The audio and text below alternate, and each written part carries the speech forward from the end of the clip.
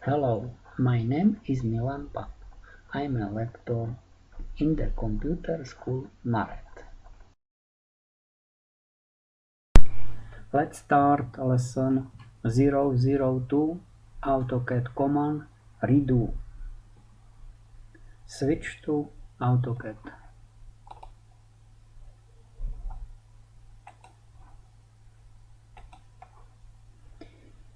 Menu modify command redo. This command reverses last command. Example: from menu draw, choose command line and then left click in the drawing area to set first point of line, and then left click in the drawing area to set second point of line, and then left click, and finally press enter. If you want to delete all segments of line, left click on the icon undo.